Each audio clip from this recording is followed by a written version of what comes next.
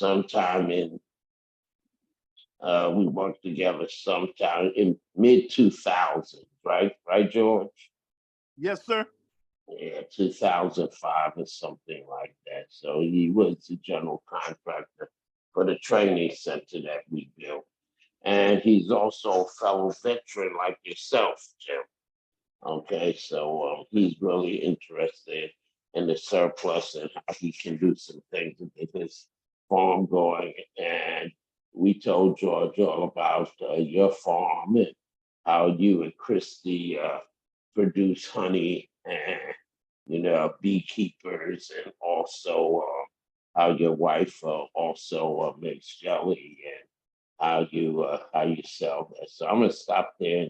Jim, why don't you just bring George up to date um, as to what you do, and George, you can do the same for Jim, and then we'll just hop right into conversation and see where we have some synergy to move forward. Okay.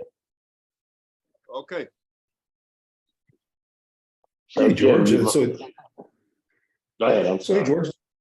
Yeah, so George, pleasure to meet you. I'm Jim Hartman. I'm a 10-year Army veteran. I run a honey farm up here in Linden, North Carolina, just outside of Fort Liberty.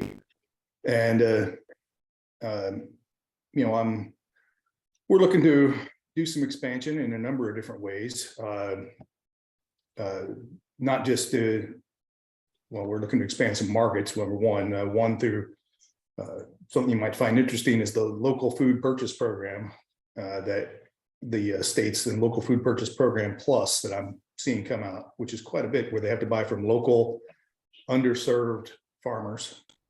But we're also trying to buy some land next to the farm. And then I'm also always looking around for some additional grants or awards I can apply for the farm to be able to offset some of the costs of some of the upgrades that I want to do here. One of the key ways I've built my farm is through the Veteran Small Business Enhancement Act, which allows me to get government surplus before it goes to auction. And that's been key. And I can, talk you through that one pretty easily on where you start, if that's something you're interested in. Leo, did that cover what you were looking for? Yeah, that's Yes.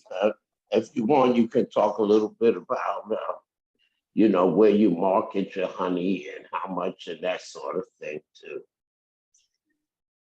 Yeah, we're in we focus on the upscale consumers who are willing to pay a little more for a premium product in a nice package. So we're focused on the higher end grocery stores, such as like the Fresh Market, Whole Foods, that sort of thing. We're in 66 stores across 12 states.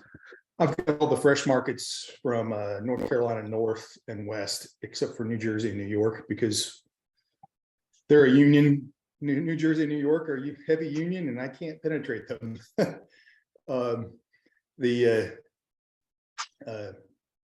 yeah, that's where we're at now. Leo, one of the things that's growing for us since you visited is government sales. I mentioned the local food purchase program and the local food purchase program plus. I wish I'd found out about these sooner. But it's USDA is buying food from local farmers through nonprofits in each state, and Wow. then they're giving it away. And then they're giving it away. It's going in the food boxes. Okay. So in North Carolina, the local food purchase program ran through Carolina Farm Stewards. I don't know who's running it in yours, but it might be worth your time to do a little Google. And then they just came out with the local food purchase program plus, which is a state by state again. And in North Carolina, they're going to do it. Each food pantry is going to buy their own food. They're going to get an allotment, and then they're going to go buy. Now, both of those programs have a requirement, government mandated requirement, that they spend 50% of the proceeds through local disadvantaged farmers. I qualify as a disabled veteran, small certified disabled veteran. I'll give you a concept of the scale. The local food purchase program was North Carolina anyway, had $11 million associated with it over 2 years. And local food purchase program plus has $18 million that they have to spend over 2 years. So if you're looking for another market for your local stuff, that's a ready-made market for at least 2 years. You just gotta go figure out who's running it, and then figure them out. Yeah, Carolina Farm Stewards is running local food purchase program, and then Feeding the Carolinas is running local food purchase program plus. And there's a bit of bureaucracy there, and there's a bit of marketing there, but once you figure it out, it's pretty good. Okay. Well, thank you, Jim, for that, George. You want to kind of tell but Jim something about yourself? Yeah, Jim, you hear me? Yes, sir. Oh, okay. I'm a certified disabled veteran too. The information you said about getting on the list for the surplus before it goes to sale, I like to know how to get on that, how to register for that.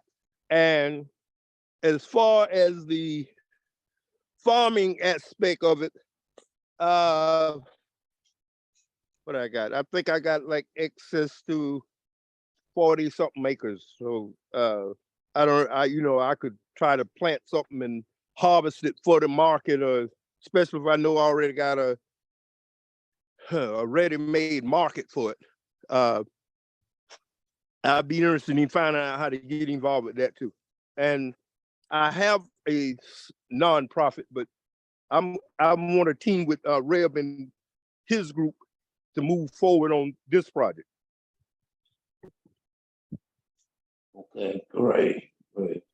Jim, because like you said, a lot of moving pieces. Almost every week something new is happening. I wanted to know how we can, or do you have the bandwidth to, because we're engaged in so much stuff right now, to kind of, do you have the bandwidth to kind of serve as a consultant for New Alpha and kind of help us walk through the surplus plus program? And because we can connect with some existing farmers and then help George out. And is that something you have the bandwidth to do? Or Yeah, that's an easy one. I'm Okay, happy to do that. Yeah, I'm happy to do that. Zoom calls are easy, and getting away is good, especially here in the summer. I mean, like this call got me. This call got me out from underneath my F-350 trying to fix a broken bolt. So I'm happy to get out, and come inside for a little bit. Especially as hot as it is, right? Yeah. I can work through those. And, I'd be interested too, if there's any, programs you can see that might be able to help me too, in terms of getting on top of some grants that I could participate in, or training programs or anything like that. I'd love to do that. Right. And Christy told me that you're pretty good at finding the grants. And if you see something that you think we might be able to partner with, because one of the things with us is that these grants are dropping so quickly that we can't keep up. But I got one person from Delaware University, and this was actually someone from the Environmental Protection Agency. They have a student group there, and they're really proficient. And so they're helping us write grants. And then there's one other woman in Alabama that will probably be bringing her aboard to help us write some grants too, so we can keep up. because right now our biggest quandary is, you know, grant writing for foundations. You know that you got to jump on that now because once you get into October, everybody is shutting down and reconciling their books for the end of the year. And so we are like up to our necks. But if you find something, because sounds like you're always looking that you think will be a good match for the two of us. Let me know, okay, and we'll see how we can fold um, George in as well. And then there's another group that we're working with. Well, we will be working with. So Agricultural Missions Incorporated is a nonprofit. I'm their board. Um, I'm their board chair. And then U.S. Climate Action Network does re-granting, and I'm also on their board. So we're putting together a grant now that deals with like working with farmers to establish food co-ops, right? And excuse me. And another group that we're going to bring in is from Boone, North Carolina, called Blue Ridge Women in Agriculture. Are you familiar with them? Hello? Say that again. Can you say that again so I can look them up? Yeah, it's called Blue Ridge Women in Agriculture. And they work with farmers and also producers like yourself. My understanding is that they work with 106 producers and they have an online food co-op also. And so from what I see, they seem to be really productive. They did like $1.4 million last year. And so we want to bring them into, and that might be a place where that might be another market for you, for your honey Yeah. and your jelly. So I have a meeting coming up with them because we just had this really general conversation where um, the grant that we're writing, I want to put them in as a consultant so that rather than us trying to figure out how to set up a food co-op, they would set up one, they would help us set it up. And my understanding is that they have regular customers who buy food packages and they deliver them to churches or they can pick them up. And then they also have some refrigerated trucks where they deliver them. And then they also mail produce to people too. So that might be a very good contact for you. And when we get the funding, which is not a lot of money from U.S. Climate Action Network, it'll probably be about 60 to 80,000 for three groups to split. But it'll help us get a start with setting up a food co-op in South Carolina. And of course, we can, as a producer, we can cross state lines also. So that's some good news I have to share with you on that behalf. And then George also for down in Britain's Neck, we have a funder that is willing to give us a grant to purchase 4 to 5 more acres of land down in Britain's Neck. Okay. And the thing with that, Jim, is because these funders, they have specific things that they want to do with the land. So, like one case, they want people to grow trees.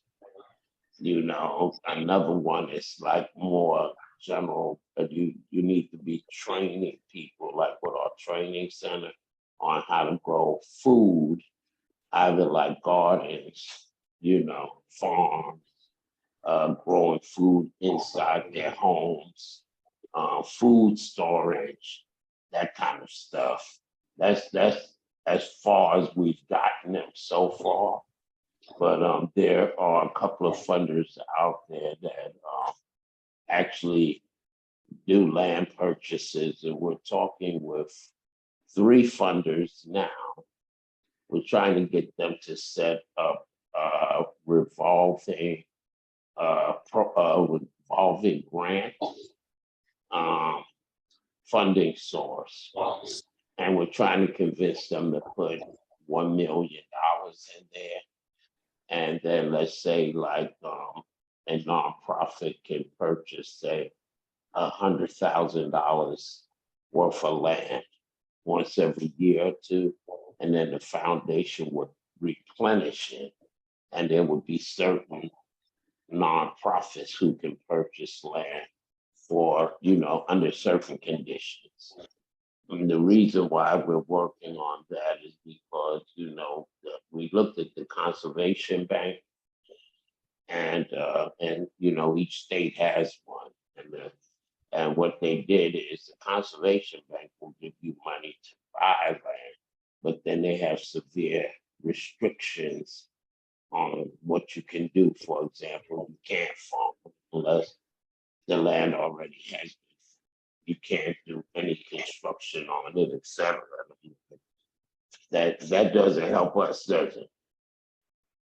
So I'm going to stop there. What do either one of you think about those possibilities? Well, we seem to have lost our 4th. I don't see him on the call anymore. We lost George. I don't see him anymore. Oh God, Loretta, is she there? Loretta's still on, and she's just on mute. Mm-hmm. She might have stepped away though, but she does that sometimes. She might be working on something else in the office. She might be calling George. Yeah, she might be calling. But how does that sound so far to you as some possibilities? Yeah, so number one, I would if there's an opportunity there for me, to work with any of those private grants, if you see them there, because I'm applying for quite a few private opportunities as well. I can be part of that. We've also got I've been working more and more with the North Carolina Veterans Farm, which is a nonprofit here outside of Fayetteville. Yeah, I remember you telling me about it. Yeah, they're a great organization, but they're understaffed in terms of their ability to grow. A lot of nonprofits obviously have that problem. And then I'd be interested in working, with you. The thing I learned as a defense contractor is that the smart small business owner subcontracts to other folks as much as they can. And so, if I had 2 or 3 people that I partnered with, that doesn't bother me at all. And from a land purchase standpoint, if there's an opportunity here, I'm working with been researching with a nonprofit up here in North Carolina about this land beside me. And they have the capability to put in grant requests and for conservation easements, but you got to own the property. But you got to own the property first. I know that. But I suspect, with this organization you're working with, if they wanted to work through a nonprofit up here, I could bring them in to help me offset some of this purchase price. Because all I want to do with it is I want to buy the whole 78 acres and put the whole thing into a conservation easement, which takes 2 years. But boy, I sure would like to get to do that. And if there's an opportunity, let me know. And would you still would be able to produce honey on it too? Well, it's in a conservation easement or, Yeah, so in a conservation easement, you can do quite a bit, surprisingly. But from my perspective, I would plant it in North Carolina native USDA certified wildflowers, which is straight up conservation anyway. And I'll make honey off of it because it's flowers. right. And that works for me. Now, interestingly enough, I've discovered that at least in North Carolina and in the conservation easements up here, you can put it in a conservation easement and still have some limited building capacity on it, like a home site. Right. Which I was surprised. Is this the state conservation bank? So North Carolina doesn't have a conservation bank. They've just got they've got a little bit through the North Carolina Tobacco Fund that puts some stuff into these, and they've got a couple of other programs. North Carolina uses a lot of the defense authorization stuff because I'm fairly near Fort Bragg. Like this, I could put this into a conservation easement, and the government would pay me to put it in a conservation easement from a defense standpoint.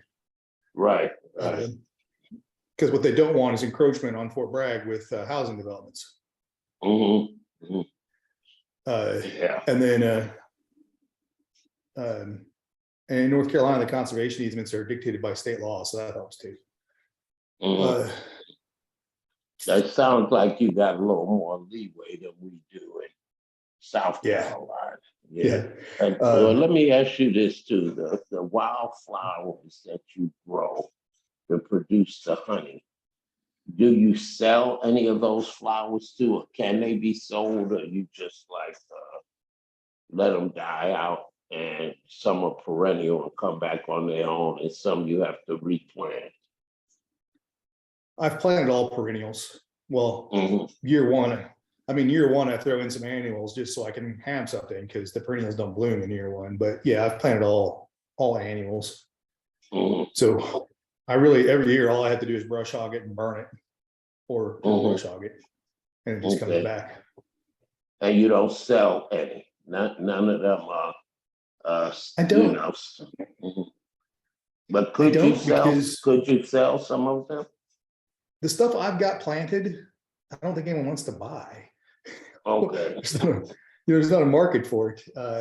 If I did it on this other chunk of ground over here, I could probably carve out, some specific area to plant nectar producing flowers that I could also sell. Yeah, because I was just wondering about that, because that would open up a secondary market. So you could do the honey, but then you can also sell flowers, right? Right. But there's a market for it.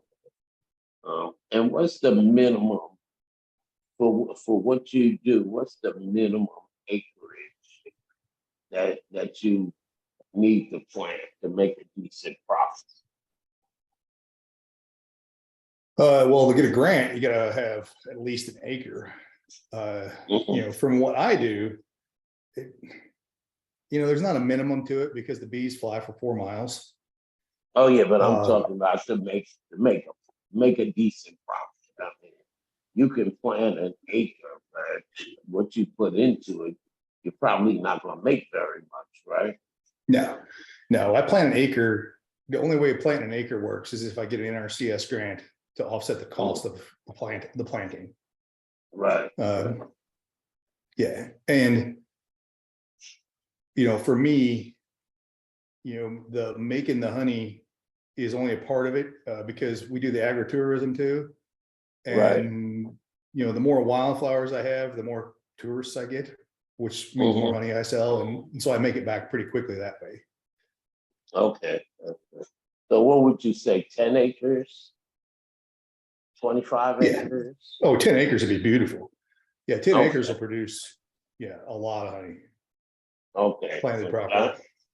I'm just trying to get an idea of, we go after something what is a profitable minimum that we're talking about.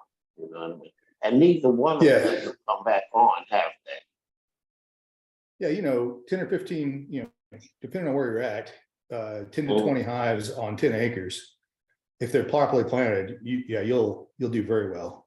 Okay. Especially if there's, decent forage surrounding that 10 acres on top of that. Mhm. Okay. Now, when you say forage, what do you mean forage around there? Flowering things. Mhm. Subdivisions do pretty well, surprisingly, because everybody plants flowers. Oh yeah. Yeah, pine forest is terrible. Oh, I was wondering about that. Yeah, Why? there's nothing. There's There's nothing nothing there there. for them. Okay. Right. But recently logged out pine forests do very well. Because everything that pops up while the pine trees are regrowing is usually very good. Okay. So yeah, it So just depends. So we're talking about 10, 15 acres, right? Yeah. Okay. And how about training? But what kind of training could we be talking about that we could, get the funding for? Because that's another big thing too. But the big thing now is food sustainability, developing local economies. Especially after seeing all the fractured supply chains during COVID. Yeah, what I'd love to do, what I think would be very viable, would be training a group of people or new people who want to learn about beekeeping and get them to set up a hive here on the property, right? Or on the property we buy.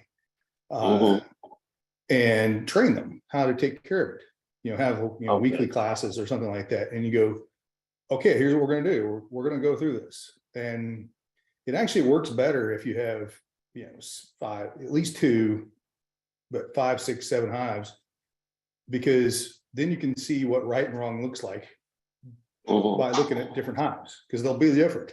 And you go, okay, see, that one's great. That one, not so good. Let's figure out why.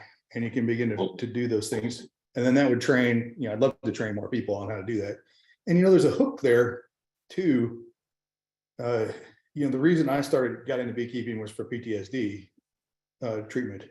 There's a potential hook there for exactly that. Hey, come out, work with the bees, learn how to be calm. Yeah, because you better be calm with the bees, right? Yeah, you have to be. If you're not calm and deliberate and precise, the bees get angry. But if you are, you can really see it. And I've been training veterans out here, and you can almost see it. It's really neat to watch. They'll start working on it. Some of them just reach into the hive, pull things out, and go to town. And some of them will get near the hive, and the whole hive will just like. They can just pick up the tension and the stress in people. You don't have to be agitated, move around the beast, and just sense if you're stressed. Yeah, they really can. Wow. Yeah, and I'll have them come over and I'm like, okay, you got your suit on. You're not gonna get stung. Put your hands in your pockets, and because that'll keep them from crawling on your hands and making you nervous. And just stand here and watch. And and after they stand there and watch and get used to the bees flying around their head and buzzing in their face, most of them will go, oh, and then they start coming down, and then you can almost watch the bees calm down too. It's pretty neat. Wow. I didn't realize they would have acceptance. The bees. Yeah. So they are there. Yeah, they just it's the I'm trying to figure out, are they like picking up pheromones or something like that from people? Because we admit that kind of stuff because dogs can pick up the scent of fear. So I'm just wondering if the bees can too. You know? Yeah, well, bees' sense of smell is tremendous. So, and their ability to sense these things is just really, it's incredible. So, you know, if you think about it, you know, the bees, their sense of smell they have because the queen emits pheromones, so the bees know which hive to go to. Yeah, they've got a really, so yeah, I suspect it's our smell. Yeah, And there's food you so- can't, and there's food you can't eat, you know, when you're around bees too. So, Oh yeah, I'm quite sure you don't want to go. You don't want to go out there with a jelly sandwich or a glazed donut, right? well, if you're going to be working with the bees, you can't eat bananas for some reason. Oh, you can't eat bananas. No, there's something about the smell that bananas give when we sweat that they hate. It just drives them nuts. Wow. So I see.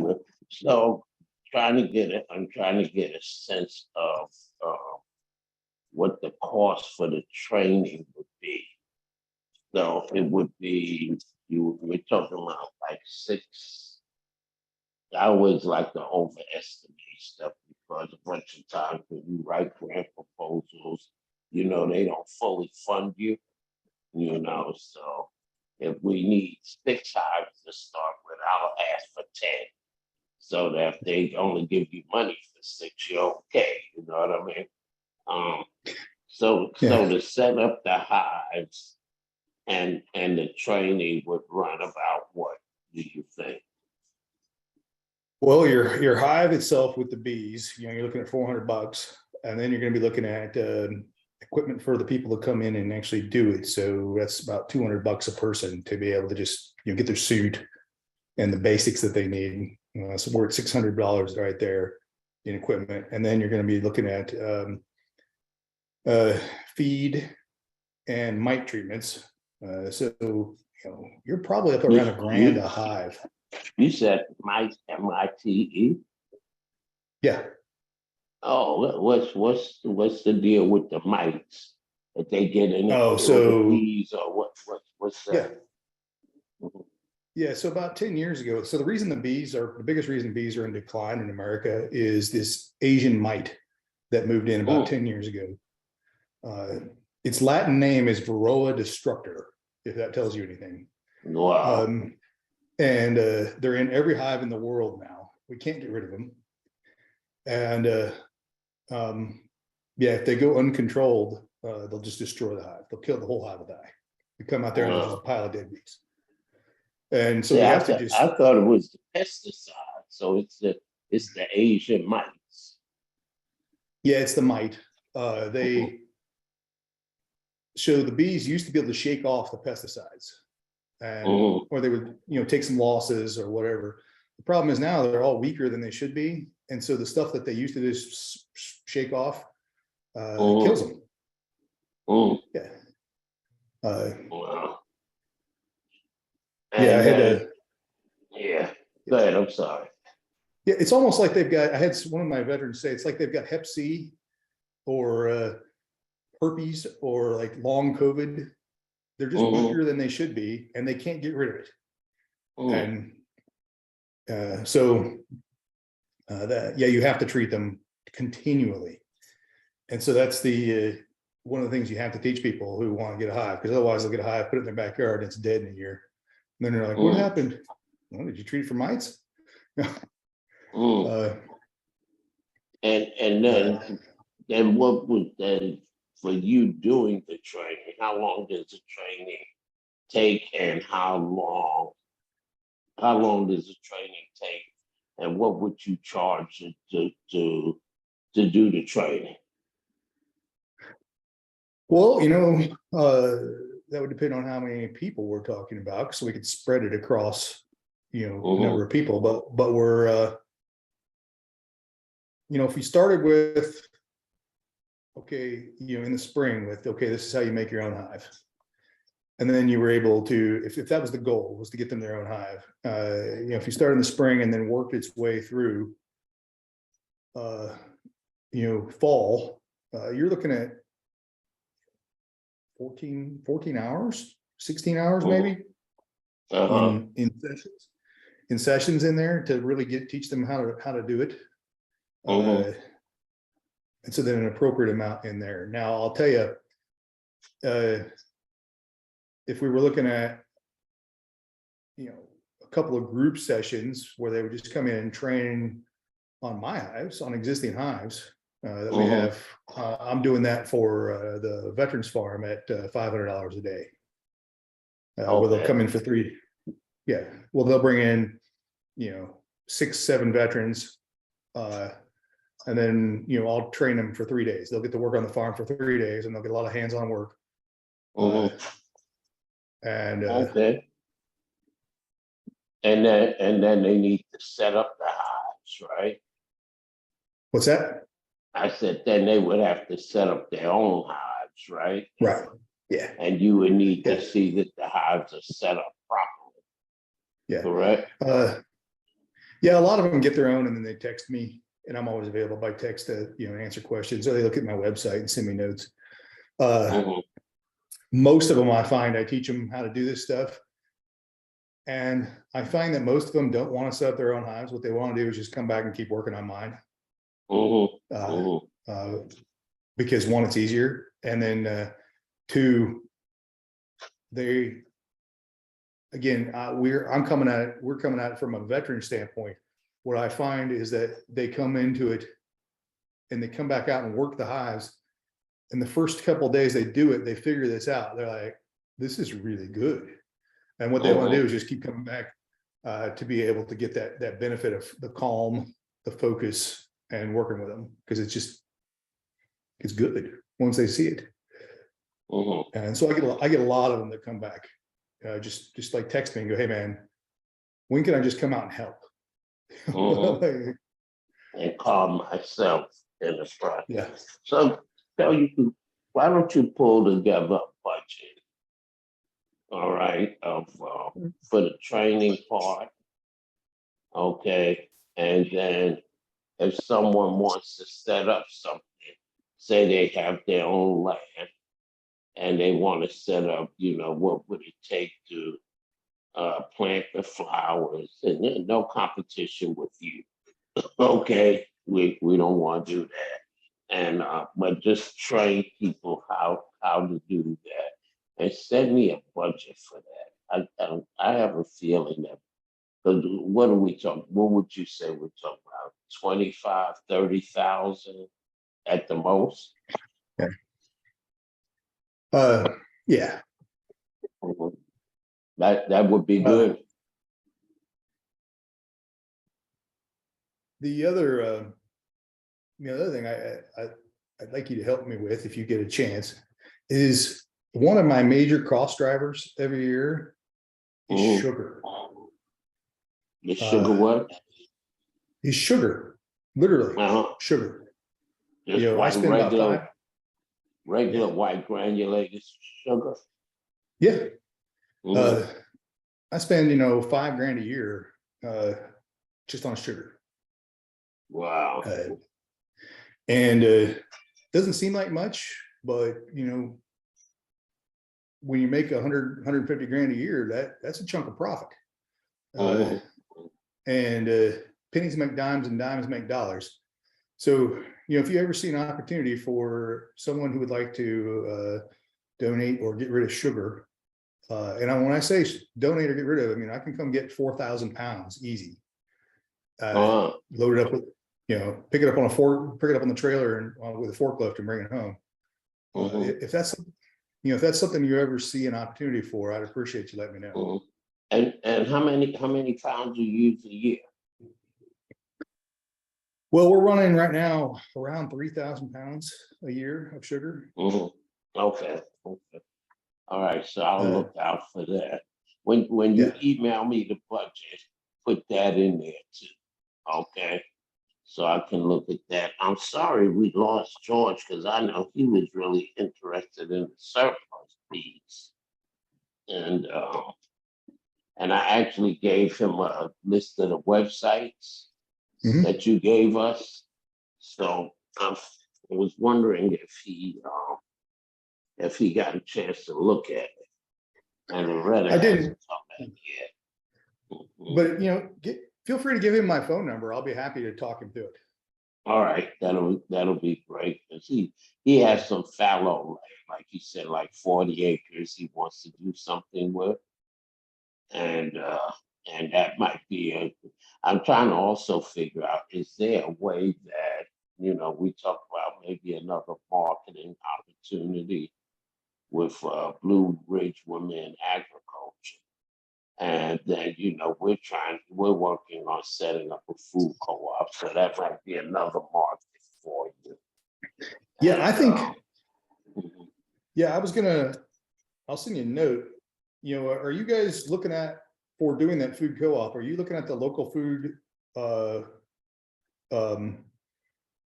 promotion program through USDA? I don't know anything about that. I'm new at this. I have really no idea what I'm doing. You keep talking about these resources. I'm like, oh, I gotta look that up. So that one is huge. Mhm. That's a big one. And it is specifically designed and meant for food co-ops. Oh, okay. Yeah, Okay. it's huge. And Mhm. it's a big one. Okay, that's good. So we and also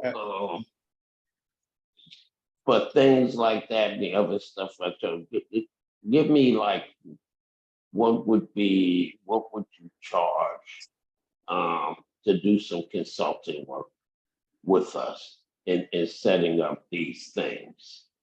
Okay.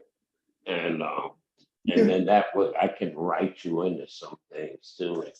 If we can't find you some money, at least we might be able to get you some money that way for expanding your operations. And I'm also trying to figure out Yeah. what can we do? Is there anything we can do in South Carolina that we can cross the border? And just like if once we set up our co-op in South Carolina, that could be a market for your honey and jelly. Yeah. Mm-hmm. So looking Yeah, at so how I we can see. do that too. Yeah. So most of these local food Mhm. promotion things have a 400-mile radius. Oh, okay. Yeah, that's how they're defining local at the federal level. Mhm. So that's easy. I mean, you can go a long ways on 400 miles.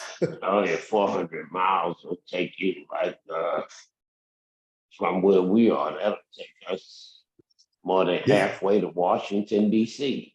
Yeah, exactly. Dude, that take Yeah. us halfway to Washington, D.C., take us all into Georgia. You know what I mean? Yeah, that's and Yeah. North Carolina, of course. That's huge. Yeah. And while we've been talking, I've been typing up an email with a few of these things that for you guys to look at.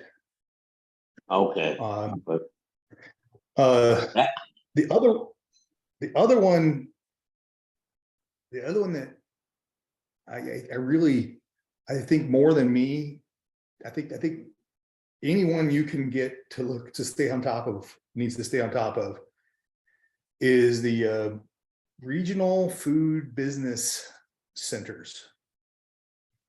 regional food business center.